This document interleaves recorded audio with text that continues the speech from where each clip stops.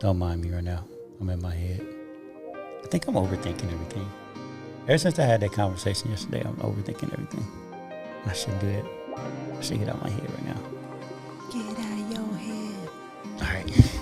What's up, everybody? Welcome to the One Life Podcast. This is Mike, M to the I to the C. I am with the lovely Diana from Socialholic. How you doing, Diana? Hey, y'all. We are in the elevator, y'all. We're going to the top floor. We're doing something a little different today. We are actually, I don't even know what to call it. Diana and I just going to have a conversation. Yeah, we thought it'd be nice to have one day just to kind of talk about the show and what the focus and purpose is, and just kind of just talk. Exactly. And, you know, it's interesting because yesterday, and I'm in a different mindset right now, because yesterday we had a conversation. We had a production meeting, you, Carlos, and I, and Carlos the Woo. yeah, Carlos. What's up? Shout out to Carlos. He's not with us today, so it's just Diana and I. But yeah, we had a production meeting yesterday, and it put me in a mood. It did. Not a bad mood. It just put me in a different. I don't even know how to describe it, because it wasn't bad, but it just brings me to the top that I want to talk about today about people putting you in a box, right? The other day we had a conversation, you and I, and we was talking about feedback, and something.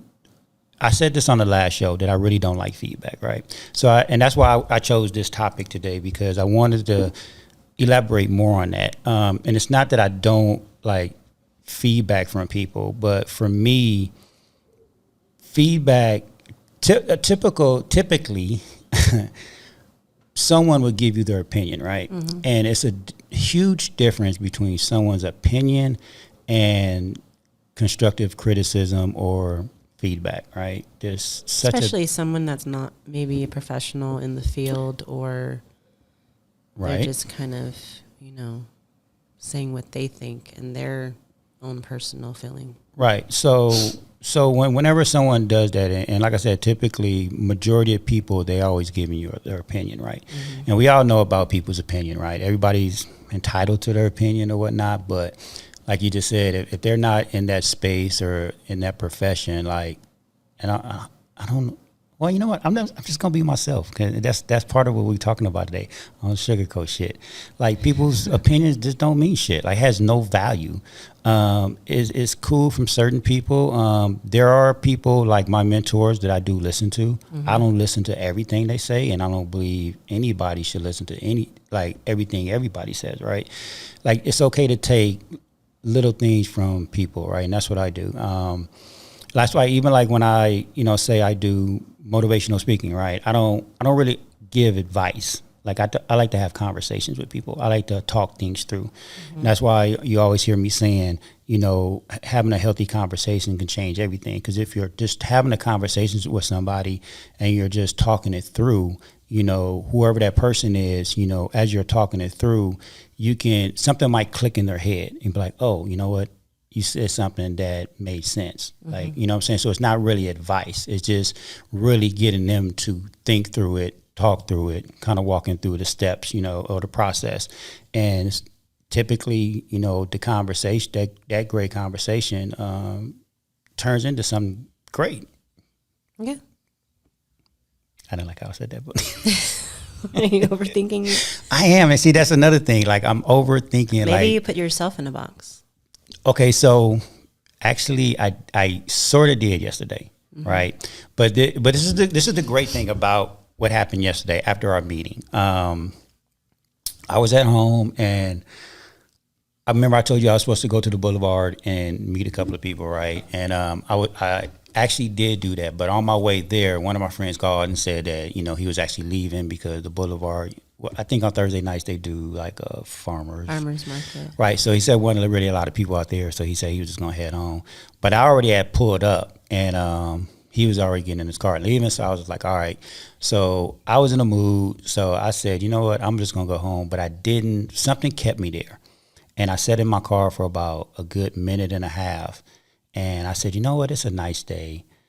I felt I was in a mood, and it goes back to what I what I always say about my playbook, right? I always do something to get you out of the mood.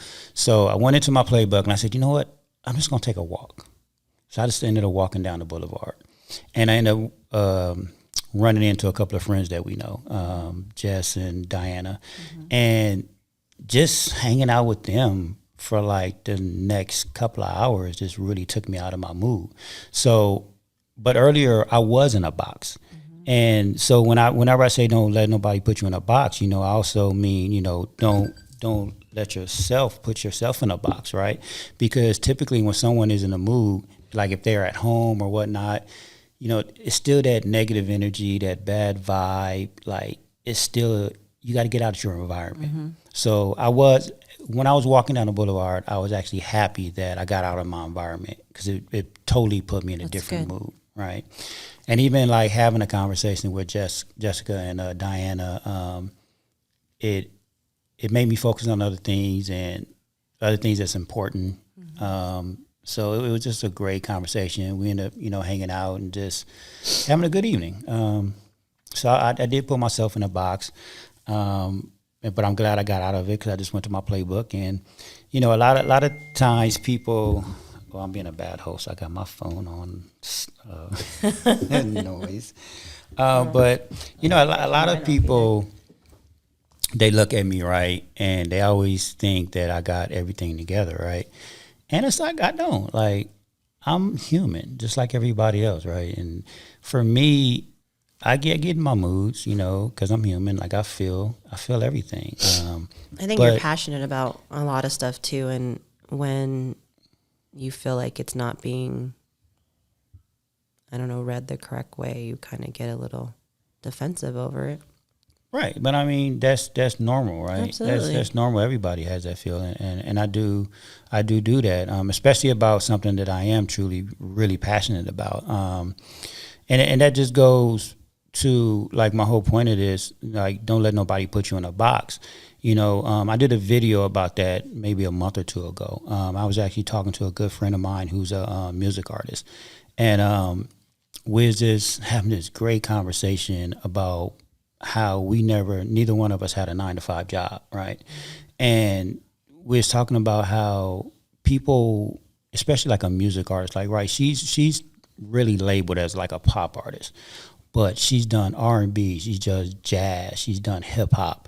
And her and her brother own their own music label, and they're very successful. They're really like top charts, like out of the country.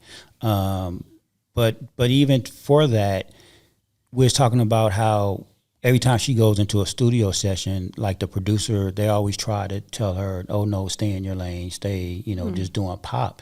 And she loves music so much, like she loves all genre of music. So she never allowed them to do that, to where all her records are different. She has a jazz record, she has a hip hop record, she has a R&B record, right? And they've all sold like great numbers. So that's why we was talking about, like, never let nobody put you in a box, because even as an artist and me as a creator, like, I've always been the same way. And it's an interesting conversation because I've been the same way. And even though, like, people that we know may give us feedback or try to say, hey, you should do this, we know the intentions are good, right? And there's no like ill will or, no malice to it. But as me as an artist and a creator, I know what I want and I know what feels right. And like I was talking to, another friend of mine the other day who's an actress, and her mom was telling her she shouldn't like she looked at some photos or something. She's like, her mom said, like, she shouldn't do photos like that or whatever. But it was really like, that's her look. And I was even telling her, like, hey, you can't even let your loved ones like put you in a box, right? I mean, I'm pretty sure, like, even you as a, business owner and, I consider you a creator too, because you're really good at, bringing people together, doing events. Like, has anybody ever tried to put you in a box? Well, I think just taking the leap of opening like my own business was hard for some of my friends and family to swallow. They were like, what do you mean? There's no benefits in that. There's no 401k. What are you going to do when you can't retire? And do you even know what you're doing? And that was like, I was like, I don't care. I'm still doing it. Like, I'm still going to work. a 9 to 5 or whatever until I can get to the point where I can do it full time, which is what I did. But a lot of people, like even when I became an officiant, you know, people were like, "You're gonna be a minister, like you?" You know, it was like, right. Have you seen my IG page? That's, you know, private. But like Diana and Eventually Events is not the Diana in her right. private world, and that's okay. And I like that I have two separate, you know, personalities or identities or whatever. But I mean, of course, people thought I was crazy. I mean, half the stuff I probably have done, people have probably were like, "Oh my God." I think it gets to the point now, though, to be honest, Mike, that people see me now and they're like, "Oh, there, you know, there she goes again." Kind of like it's not a shocker anymore. So, just going back to, you know, allowing other people to put you in a box is just, I mean, I don't know. I just feel, again, I mean, people gonna always have opinions. And for people that, for me, because I love helping people, it bothers me because if you give the wrong opinion to like someone who's just starting out being an artist, like that can really hurt them. it can ruin their entire career. Exactly. And that's why I try to tell people, like, when you're doing something, don't listen to people, just do it. It's okay if you make mistakes. It's okay if you fail. You're supposed to. Well, that's why I told you when you said about the podcast and Socialholic, and I wasn't really telling anyone. I like to move in silence, and that's one of the reasons why is because I don't want outside opinions or feedback or even now that it's, you know, being published on, you know, and stuff. I'm still like, I don't ask people. They just tell me, "Oh my God, it was this," so, you know. Cool, thank you, but I don't even want to, like, I don't want to, "Hey, so what did you think?" Because I don't want to know what you think. Right. I know what I think. That's okay for me. Right. It's not perfect. It is my first time, you know, my first rodeo for this kind of stuff, and I'm just excited to learn as I grow. And I'm my own worst critic, so when I watch it and hear it, I'm already critiquing myself. Right. So I don't need to hear anybody else's critique. No, and 100%. And I'm the same way. Like, I've been in the industry over 30 years. I have not made one phone call to any executive, to any producers or music people to say, "Hey, what do you think?" A good friend of mine, she has a podcast. I talked to her about it, like doing a podcast right before we did it. And she's like, "Mike, you should do it. You should do it." But I have not told her or even called her. No, I know she knows I did it because she liked one of the posts I did. So I know she know I did it. But I haven't talked to her. And I've talked to her a couple of times since then. But we haven't talked about, you know, give each other opinions. Yeah. Like I haven't, like she hasn't asked me, because she's the same way. She hasn't asked me my opinion on her show, like, because her show is still new, and it's a great show. I love her show. It's her and her friend, and they just sit on the couch drinking wine, and it's great. But I think we both had the same mindset where we know it's new, we know we're building, and I think for us, like, we know what our mission is and our goal, right? Our goal is to, really bring the AV community together. Yes. And uplift people. And that's why we're doing two different things, with the One Life brand and the Socialholic brand. One is to really inspire and uplift people, to get into like real deep conversations like we having now. Not saying this is deep, but we can go deeper. But the Socialholic is to really bring the community together. I love what you can experience in the AV is Socialholic, right. Yeah. So we know that's our goal, right? And obviously you have to work at your goal. Mm-hmm. Like, no one's just opened their front door and went outside and they was at their goal, right? Yeah. There's a path, there's struggles, there's up and downs. Like, we all know this. Like, even like I was saying earlier on that's the beauty of it, right? Because that's what we're preaching. Like, you're not perfect. No one's perfect. You can make mistakes. Come on the show. Let's talk about the journey. Let's talk about the struggle. Let's talk about the winnings. And that's what this is about, is we're just like everybody else. We're just struggling and trying to, find our way. Right. And that's perfect. That's why we're doing this, because we're just like you, y'all. No, hey, 100%. And this is why I love having conversations with people. This was why I love, like, that me and you partnered up, because now, you know, I have you where I can talk to. Like, you know, the other day we had was it the other day? Or last week, we had a deep conversation. You got me emotional, too. I did. She got me emotional, y'all. The next Barbara Walters, yo. But, I want to do another show. I'm going to put it on the radio right now. I want to do the good, the bad, and the ugly about weddings. Okay. Someone gave me that title, a friend of mine, and I was like, you're so amazing, because I get to see it all. Mm-hmm. Vendor side, viewpoint, client viewpoint. And it's like, it's being able to, I don't want to say expose, but like being able to show what it's really like. Like, a lot of times I feel like, you know, we're talking about the positivity and helping people. People don't realize what we professionals go through. Mm-hmm. And it's just to bring that to, like, hey, you know, we're dealing with the gas inflation prices just like you. We're dealing with the food raises and food costs just like everybody else. Mm-hmm. We have 24 hours in our day just like everybody else. We have families and pets and personal needs. Like, I just want to shower, you know, gotta take a shower and do my hair, and not, you know, like, there's so much to that. And I think bringing that realness, just like this, like, we are real people. And I think people forget that. I think people would look at us like we're a walking business, a walking storefront. And we're not. Right. We're not a brick and mortar. We're just like everybody else. And that's what I love about this as well, is I want people to feel comfortable to come on the One Life podcast, and to come to Socialholic, and to just come and, you know, we go to karaoke, we go do all kinds of, come talk to us.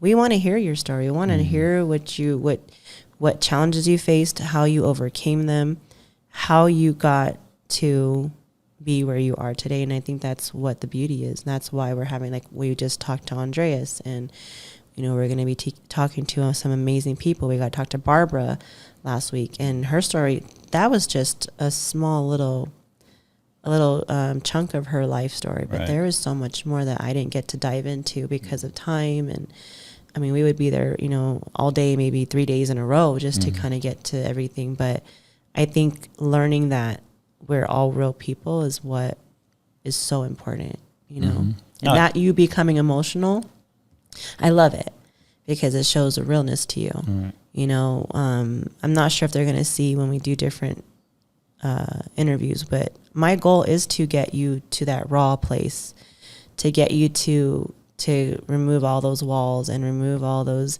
bubble wraps that you have around yourself. Not you specifically, I'm talking, but like in general, a person to be able to feel comfortable and feel safe to tell your story, and to know that you're not going to be judged or ridiculed, but on the opposite, you're going to be understood and accepted and embraced.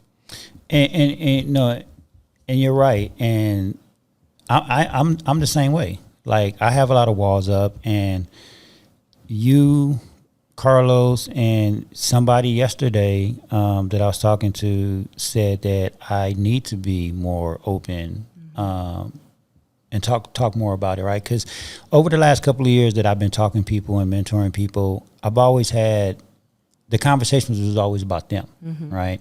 Every now and then you know, obviously I have a lot of experiences. I would talk about my experiences, but it was mainly about them, right? And someone told me yesterday that people want to hear my story too, because it's authentic, you know, they can relate to, and I get it. And it's a survivor story, right? I mean, it's a survivor story. It's like you went through hell and you made it back. But I'm still going through it. Like, there's no destination that you're going to be 100% okay. No. So, like, I'm still going through there. Like, and that's why I said earlier on that people look at me and they say, you know, and I get this a lot. They always like, Mike, how do you keep it together? And this is a true story. Yesterday, and I was sharing this with Diana and Jessica yesterday. I even showed them a text. So yesterday, this girl reached out to me that I haven't talked to in months, and I've known her for about 15 years, and I've always was there for her and helped her and just supported her in all her decisions, right? And like a few months ago, I felt like she did me dirty, and like I've been trying to help her for so long, and it's like she wasn't listening, and I do feel like sorry for her and bad for her, like everybody, you know. I want everybody to be happy. But yesterday, maybe it's been about 4 or 5 months, but yesterday she sent a text, and it was right after I left the house, and I was already in a mood, right? So I think for me that was a little eye opener as well, because I was just leaving the house, just got in my car, and I got the text. And it was more one of those feelings like, okay, I'm not the only one going through shit, right? So, but I didn't respond to her because I needed to, one, get Change myself, your mindset, yeah. I need to change my mindset because I didn't want to say anything to her that was going to be offensive or, you know, like just on down the wrong path. So, and like how they always say, if you're not good, how are you going to help somebody else? Right. So I needed to get myself good and out of a bad mood, and I actually responded to her this morning, or was it late last night? I can't remember. But anyways, she, like, the text she sent me was like, "Hey, I'm still struggling, and you know, I really need your help. Please help me." And you know, it's like one of those things where, for me, people have to take responsibility for their actions. Sounds like you became a crutch. Yeah. And if you're not, and you need a crutch right now sometimes, right? No, I mean, and that's true, and that's something that I got to learn to do, right? I gotta, and you're 100% true. You could have been like, actually, I was gonna text you and say, I need help. Can you help me? Right.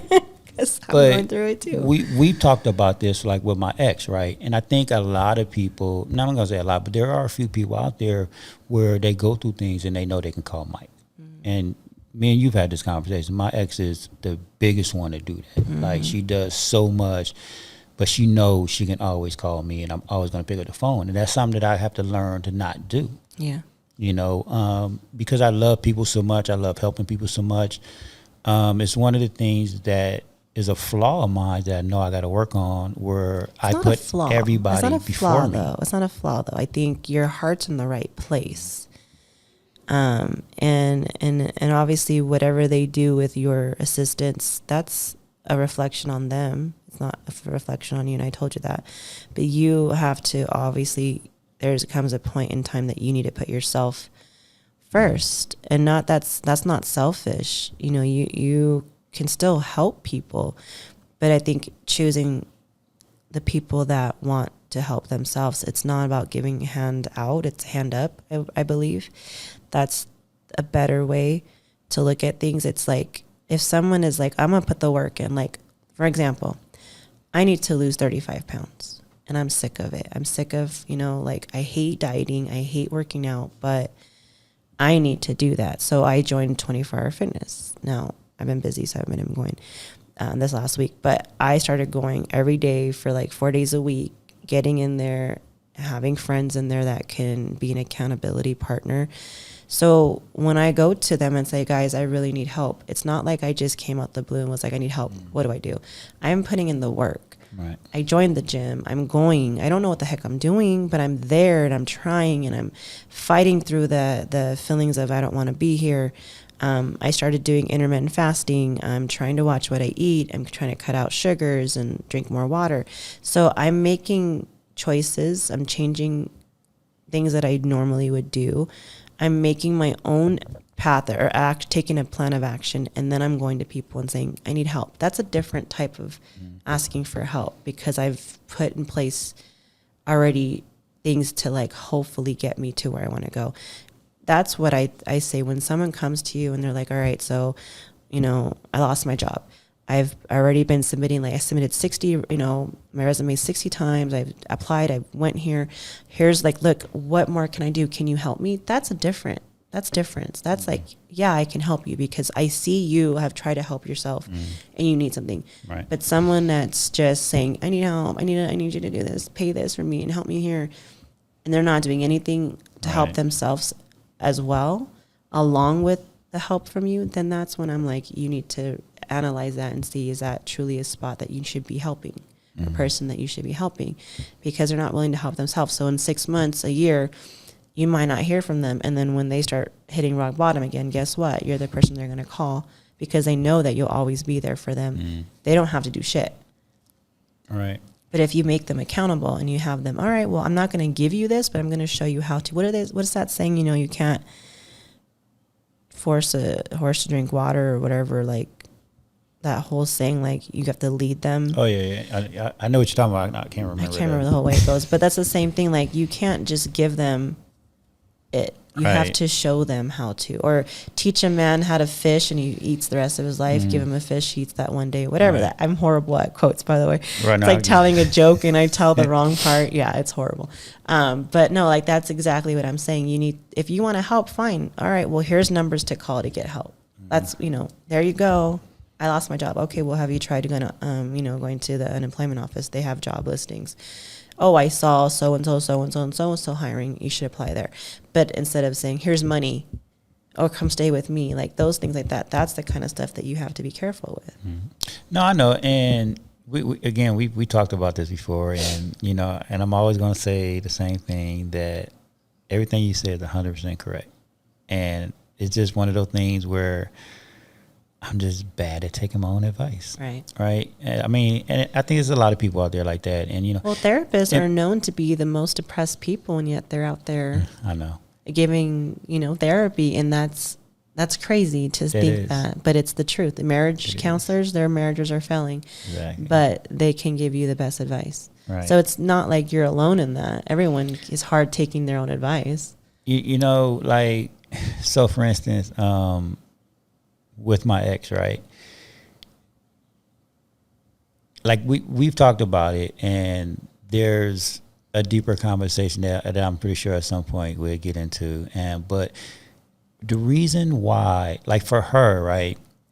The reason why I always help her is because, one, everything that she's been through as a child, it wasn't her fault, right?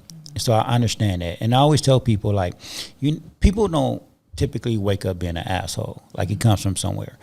And if you take the time and put in the effort to get to know somebody, then you can kind of understand them. So for her, like when I first met her, I took the time to get to know her, and she had so many walls. I was the only person she let in. And we've had this conversation, like, those late night conversations where you're talking and the sun comes up. Me and her had so many of those conversations, to where she would cry and she would tell me, like, and she'd be the first person to say, and she's told me this on numerous occasions, that I know I'm fucked up. I know I need help. I just don't know how. And I've seen her try. And I think that's why I still help her. Like what you were saying earlier, I've seen her put in the effort. I've seen her try. And for the fact that she kept coming back to me saying, hey, I'm trying. Like, I just don't know what to do. Like, the thing is, when she's gotten to a good point in her life, you're forgotten. Yeah. And that's not okay. That's not okay. Yeah. You did your part. You helped. You did what you had to do. And, you know, they say not everybody you meet in your life or who is in your life is meant to be there forever. Right.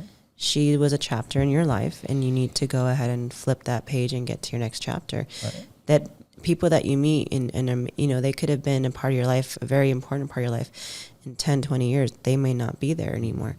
You know, and that's a real life thing. And that's something that you have to, you know, think about, is that she might have met her part in your life, and that you need to go. The thing is, if you get in a new relationship with somebody, that kind of stuff can't happen. Can't happen, right. So you might as well start training her now. Well, I mean, I have, and I've been good over the last couple of months, and that's another example of, you know, I kept myself in, like, I allowed her to put me in a box, right? And I've learned to get out of that box. I really have, over, like, from the last thing she's done. I think that was definitely an eye-opener, and we talked about that a few weeks ago. And I think that was my eye-opener, like, you know what, I'm getting out of this box. Yeah. And I think I have, and I haven't looked back. And I could be 1,000% honest, where I know a lot of us always say, like, yeah, I'll do this. Like if something happens, yeah, I'm gonna do this. Like, so for instance, if she called, like, how am I going to react? What am I do, right? I can say, well, I'm not going to answer the call, or I'm going to be good. We really don't know until that moment happens, right? Because we don't really know the mindset we're going to be at in that moment, right? Of course, like right now, I'm saying, oh, I'm not going to, even if I take her call, I was like, I'm still done. I'm still over. Do you write stuff down? Do you journal? I used to be really good at that. I haven't, like, maybe in 9 months. I mean, it might be a good thing to kind of have something, like I have something hanging in my bathroom wall just reminding me that I am worthy and that I am beautiful and I am worthy of everything that is, of every blessing coming my way. Just little things to remind myself of what I don't want to accept anymore, what I want to bring into my life. Manifesting good things, because obviously if you talk negative, that comes too. So you talk nothing but positive. And I think that's helped to remind me of what I don't want to accept again, or you know, in your case, maybe put down that I will not allow myself to be, you know, used or unappreciated. And I think if you daily are looking at that, when that phone call comes, it's going to be more in your mind like, hey, mate, wait a second. Right. I remember how this makes me feel, or this person makes me feel, and I don't want to feel that way again. So delete or ignore, or, hey, sorry, I don't have time, you know, unfortunately. And I think that would help, that visual, you know, they say you I don't know, I learn by hands-on for me, but I know people learn different ways, and visually, hearing, hands-on, like, the more ways you try and the more way it becomes a routine, and you know this, 21 days. Right. But if you read it and you see things like, I am worthy of love, I do deserve the type of life I want, you know, you'll slowly start to push that kind of behavior away. No, and you're right. Again, you're always right, Dan. Don't tell my husband, because he's Lysol. He's 99% right. I'm 1%. Mike, she's always right. No matter what, no matter what, she's always right. No, your husband is definitely cool. I love your husband. He's super cool dude. But you are right. I can't wait till he comes, or you come over to our house and hear his music, though. I know I'm throwing that out, totally rabbit trailed. Sorry, it just was there. No, we're gonna make that happen. But so get back on that. I think, like, for me, and because you touched on this last week about like me loving myself, right? Yes. I don't, like, for me, like, I know my self-value. I do love myself, right? I don't think, like, that's a question in my mind. I think I don't want to call it a flaw or issue, like, but I love helping people so much. And I think that's because of how I was raised and how I was, you know, brought up, you know, just around such a lot of negativity. Like, you don't want people to experience what you experienced. Exactly. And I like, and but a lot of people feel that way. No, I know. I absolutely know that. And that's why I try to, you know, have these conversations with people, right? Like, for instance, yesterday, I actually met this lady yesterday morning, and we had this great conversation. And this is why Carlos was telling me, he's like, Mike, that's why you need to have these conversations on the podcast. And I was like, I know, right? But when you meet somebody, like, you just don't pull out your phone. Can you come? like, hold up a second. Hold on a second. Let's go back to my house. Let's go back to the studio, record this. But we had this great conversation, right? And she lives out here in the AV. She just moved out. I hope she don't mind me talking about her. I won't say her name. But she lives out here in the AV. She just moved out here 2 years ago with her 2 teenage daughters. And she's been in the military for 14 years. She's retired now. But she's struggling with things to do out here, right? So I was telling her about you and, you know, how, you know, you get with women and, you know, women empowerment and you bring a community together because, you know, she wants to start her own business, right? So I said, well, what's stopping you? And she said, well, when I talk to people like you, I get motivated and all that, but then I go home and then I get in my head. And she says, you know, I start getting depressed and I don't want to do it no more, you know. And I said, well, what do you think the solution is? And because I, you know, again, this is just part of a conversation where I walk people through it. So I was like, what do you think the solution is? She was like, you know, honestly, because I'm in the house with my daughters 24 hours a day. She was like, I just need to get out. I said, exactly. You need to get out that environment because in that environment is, you know, not to say it's depressing, but it's that energy is that, you don't have the motivation or anything. Like, you only have it when you're outside and you're talking to people. When you're at home, you're just by yourself with your kids, and there's no one there to inspire you, motivate you. So yes, you need to get out of your environment. You need to meet people in the community. So I was telling her about your monthly cocktails and convo thing. I said, you need to go to that. You need to start meeting people, because she had great ideas of what to do. And I was like, that's why I was like, well, what's stopping you from doing it? Like, just do it. But she was like, she was stuck at home. I was like, that's why you get out of the box. Yeah.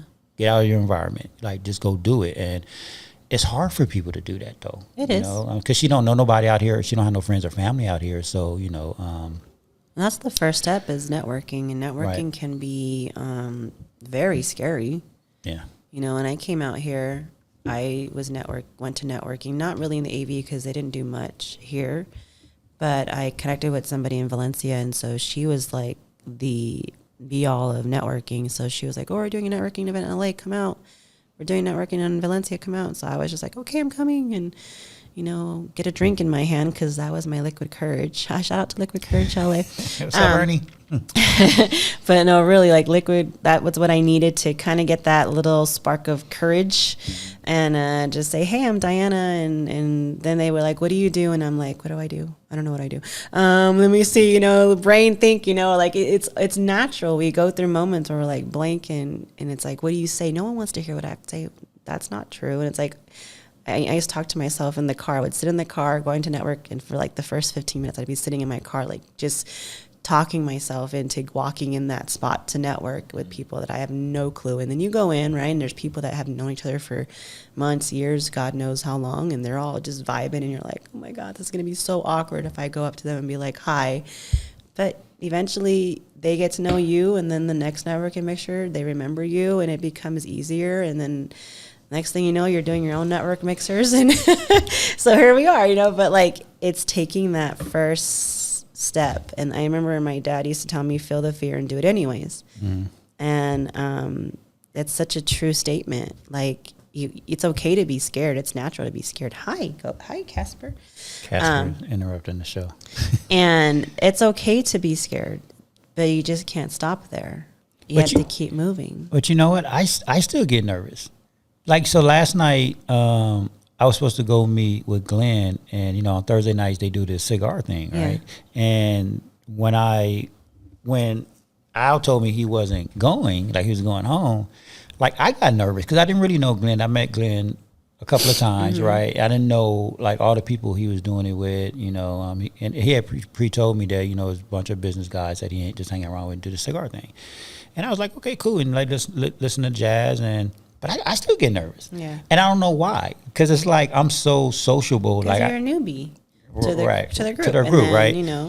But it was cool because when I was walking down the boulevard, I ran into Jess and Diana. And after we had our conversation, they was asking me what I was supposed to be doing. I said, I'm supposed to go over there. So Jess was like, let's go. Yeah. So it made it easier that I actually walked over there with somebody. Because, I didn't, and I've been doing networking for, oh my God. I get nervous even at my own events. I do, because it's a lot of pressure to be, be able to be social with everyone that comes and talk to everybody. And there's people that I don't know, and it's like, it is nerve-wracking that it's going to be a good time. My nervous now is more about, is it going to be fun enough? Is people going to have a good time? Are they going to network? Is enough people going to show up? I think that's my biggest fear now, is if I'm even going to have a turnout. But even, I'm trying to now reach out to different markets. So like, my goal is to start developing eventually events in the Ventura area. I'm nervous. Like, I'm going to be meeting new people. I'm starting all over again. So I get it. I totally get it. But I see what I want. I know what I want in my life. I see myself in 5, 10, 15 years. And I know that in order to get there, I have to just step over all those nerves and keep it moving. And you got to get out of your box. I got to get out of my box. I don't like saying box. I like circle. I feel like box is it's too many like edges. I want a circle.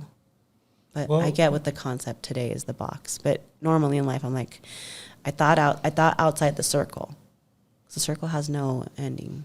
and the boxes have like sharp turns. I know, but that's why it's bad to be in a box, right? Because they have those sharp edges, and did you get stuck on my mic cord? You need to get out. You need to get out of it.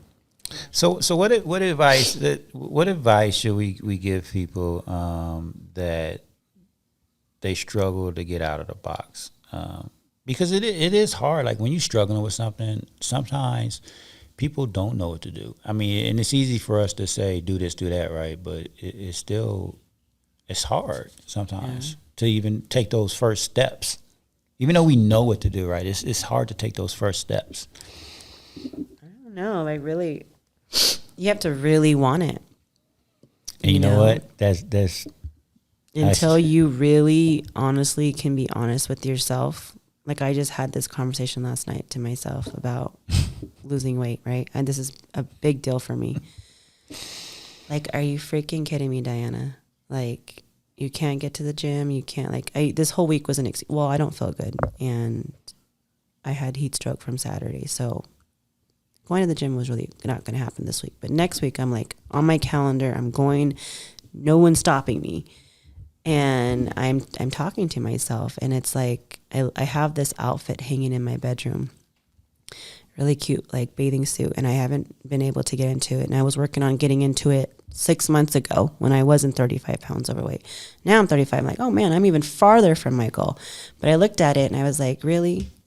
Like, you know what you want. You know what you need to get there.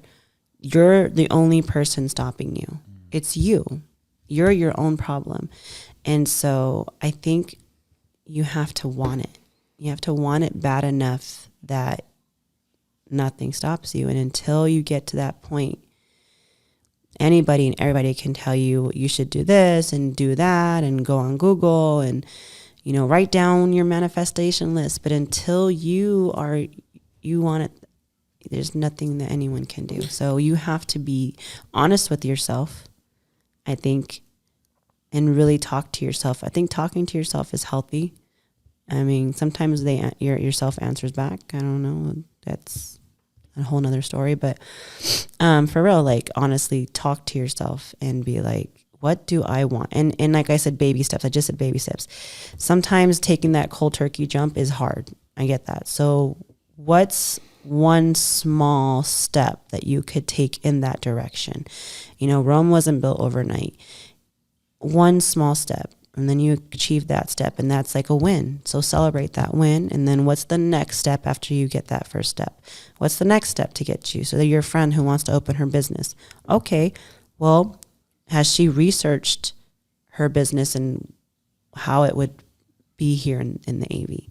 Is there a need for it here in the AV? Yes. Okay. Where? And what's her main audience? Who's the client she's trying to reach? She's trying to reach, women under the age of, in the age range between 18 and 35, then you're going to need to make sure you're in an area close, maybe by the mall, or, talking to those type of, get involved with, they had just had the Women AV Women's Council tea, that kind of stuff. Get with the real estate groups, get into those kind of groups that are with that age range. Because you need to meet that. But those are steps that you can take. Start following people on Instagram in that group range. Right. What are steps you're taking to get you to that goal, that end goal? The end goal might seem forever away, and that's okay, but there's steps that you could take to get you there. Right. I have goals. I have 5. I have 2, 5, and a 10-year goal. My 10-year goal, it seems like outside this world. It doesn't seem achievable, attainable to me. But because I know I'm taking steps, I know I'll get there, and I'm driven. But getting to where I'm at today, those were goals. And look, I'm here. I'm not perfect. I've made mistakes. I'm still going through challenges. I mean, every freaking where I go, someone's like handing me a bill and telling me I owe this, and I'm like, oh my God, can I just relish in my reward for a moment? Right. But that's what it is. But see, just what you just said. Is correct, because like what you was just saying earlier, you have to be honest with yourself, right? Yeah. So going back to the friend of mine that said she needed help, right? So when I responded to her this morning, that's exactly what I told her. because she was like, Mike, how did you do it? And I said, well, first you got to be honest with yourself, and you got to really want it, right? So when I say that you got to be honest with yourself, it is talking to yourself and accepting responsibility. And this goes back to our conversation we had on the last show about acceptance. You have to take responsibility and accept responsibility for your actions, not what someone else put you through, because you shouldn't allow, someone else's actions to put you in any sort of mood, right? Even though I failed at that yesterday. But you caught it. But exactly. That's the difference. And that is the difference, because I accepted my my actions, right? And I was honest with myself. And even with a lot of the things that, I struggle with, a lot of people don't see this because I never talk about it. But I talk to myself all the time at home. I get emotional when I'm here by myself, but I'm always in my head thinking about it, saying, okay, I know what it is. Like, I know what I'm going through. I know what I did wrong. I know what I want. I'm being honest with myself.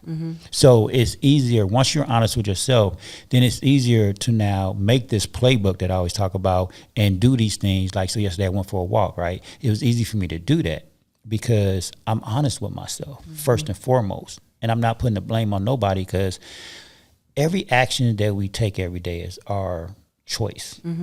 If you get out, if you wake up and get out on the left side of the bed, that's your choice. You just could like get out if on the you right. let someone put you in a mood.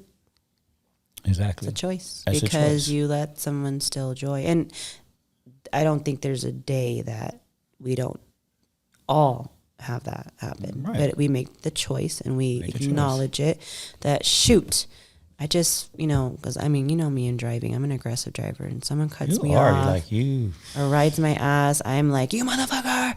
And I'm like, I am literally allowing this random person who's going to drive away in about 2.5 seconds affect me. They're controlling your life. I'm going to give my ass off a heart attack.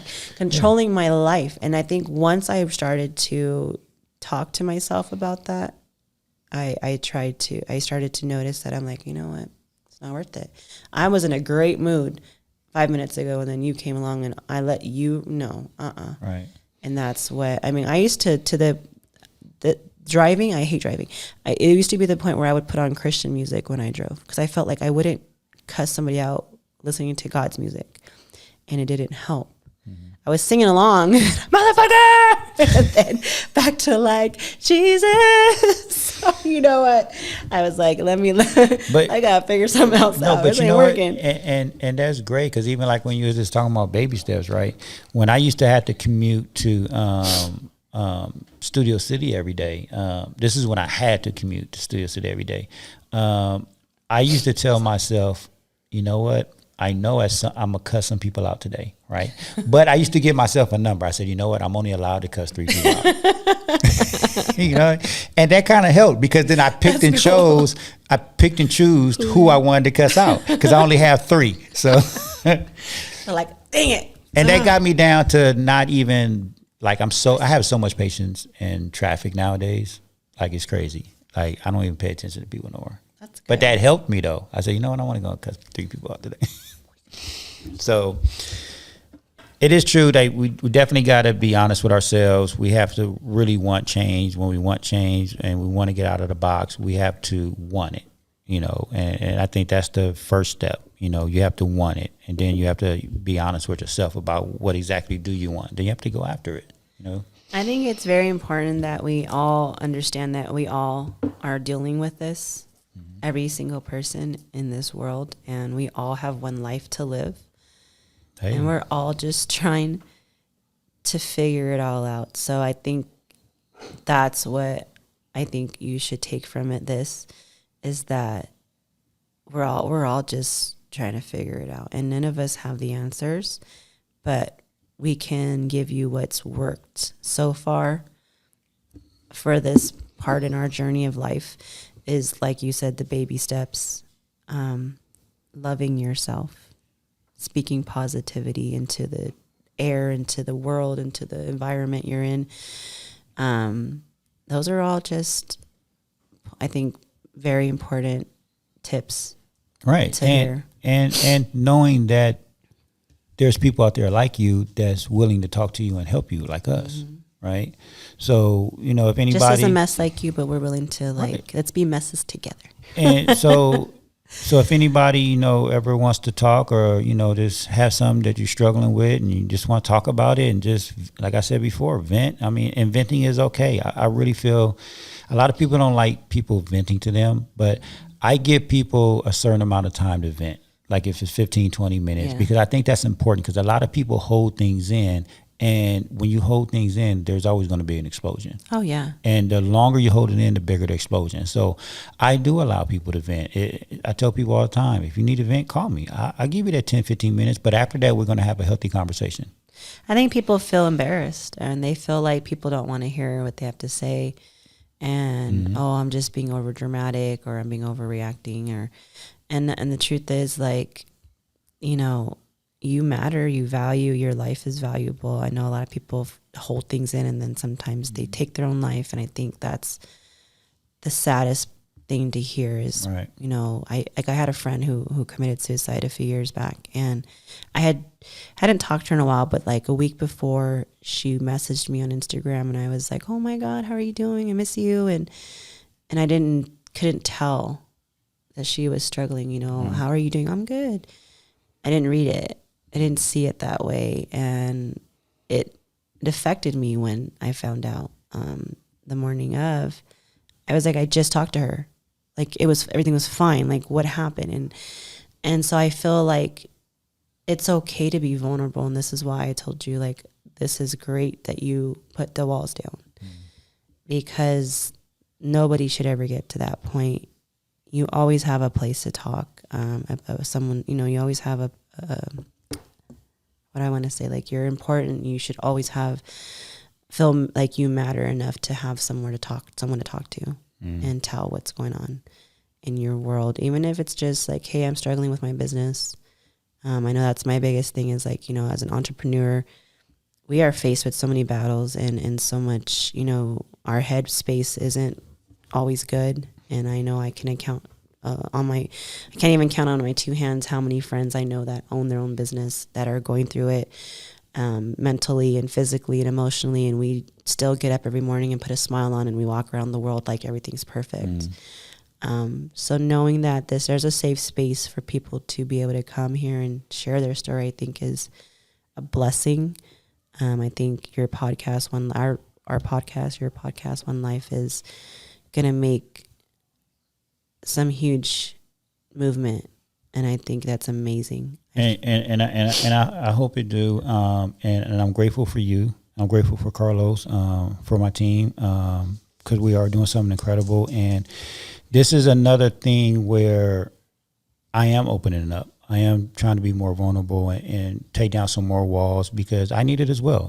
There's been times where, I'm older now, and sometimes I'll be like, you know what, and I hate to say this, but there's been days where I said, you know what, I'm okay if I don't wake up tomorrow. Like, but I feel that way too sometimes. Like we all go through it, right? But this is why I say I love talking to people, because when I talk to people and I'm helping them and someone tells me, hey, thank you for that conversation, you really helped me that day, that helps me so much.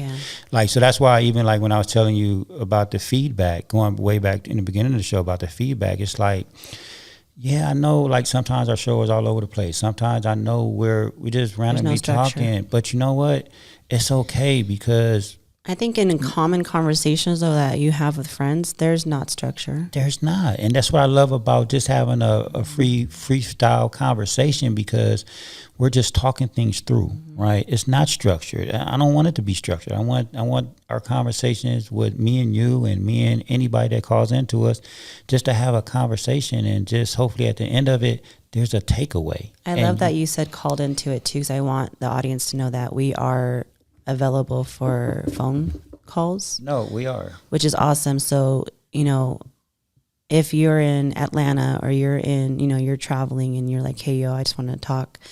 That's the great option, is that we have that availability with this podcast to talk to anybody, anywhere. Even if you're sitting at home in Lancaster next door to us, and you're just like, I don't want to get dressed. I just want to talk. Like, hey, because between the both of us, you and me, Mike, and I'm sure Carlos can chime in it the next time. There is so much in our life story that we have experienced that, and like you said, you were told to do this because people need to hear your story. We've both had childhood trauma. Grew up on the streets. I ran away from home at 16, never went back. I have domestic violence in my life. There's so much in my story alone, and then adding yours, and God knows what Carlos has to bring to the table. We have so much that we can just look at you and say, hey, we survived. Right. You can too. Exactly. And this is how we did it. It may not work for you, but to hear that you are not alone and you have a safe place to talk is going to be monumental for some, or how do you say that? Monumental for some people. Mm-hmm. And I think that's what people need to know is this podcast is not just about business, and it's not just about Antelope Valley, even though we are here in the Antelope Valley. It's to help everyone, and to everyone to have a voice and to have that positive outlook on your one life. Right. And you said it perfectly. I mean, I don't even have nothing else to add to it. But that's it. No, just kidding. I do want to say, if anybody wants to call in, we do have a number of 747-999-8021. Again, 747-999-8021. Or you can reach out to me on IG at 1Life brand, or reach out to Diana on IG at Socialholic TV. And the One Life, though, you have to make a note that it's the numerical 1, NELife. I know I spell it differently. No, it's cool. Thankfully, it's saved in my IG, so when I say 1N and it just automatically pops up, I'm like, cool. But that is a good thing to always note, is that it is different. And that's what's going to be capturing, though, is because it is a different. Yeah, and I'm looking forward to the journey. Again, everything is a journey. It's not a destination. I'm looking forward to this journey. Again, thank you, Diana, for even doing this show with me. And I'm looking forward to having, all these conversations, to taking down my wall, because I still have a lot of growing to do. Again, a lot of people look at me and they be like, Mike, you're successful. You got it all. And it's like, I don't. Like, I've been extremely blessed. Don't get me wrong. Like, I've been extremely blessed in my business and my career, but I've done it quietly too. Like, a lot of people, they don't realize it. Like, I'm on my second home. Like, I don't even talk about it, but I've been extremely blessed, but I still go through a lot of shit. I'm still going through stuff, like, but this journey is going to be great for everybody. And there was something that I just read, though, and I really would like to say, I mean, I'm going to fuck it up again, but God, if you're going through struggles, it's because God is preparing you for something amazing.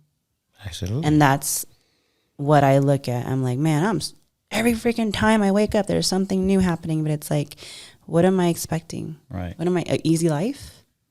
Hey, what do I say? Life is simple, not easy. So I think that's what I look at. Like, God, man, you must be preparing me for something freaking amazing. And it is. It is. You just got to have patience and just show up every day. And like how you were saying, you show up every day and do the work at the gym. And at some point, you're going to start seeing the results. But you show up every day and put in the effort. And that's what life's about. As long as you wake up every day, as long as you're blessed to wake up every day, put in the work. And if you're waking up, if you woke up today, it's because your job here, your gift, whatever you are meant to share with this world is not met or done yet. Right. You have a purpose. So if you woke up today, know that you have a purpose. Today may seem like what the hell, but know that you have a purpose. Yep, you're going to learn something today that's going to help you tomorrow. Yep. Absolutely. Well, thank you again. I know we over an hour on this one, but it was a great conversation, and I look forward again to more of these. Yeah. Sounds good. All right. Feel better next time. We are in the elevator. We are leaving the top floor. We're going back down to the lobby. Thank you guys for joining the One Life Podcast. Thank you, Diana. You can reach out to us on IG at 1Life brand or Socialholic TV. And have a blessed day, guys.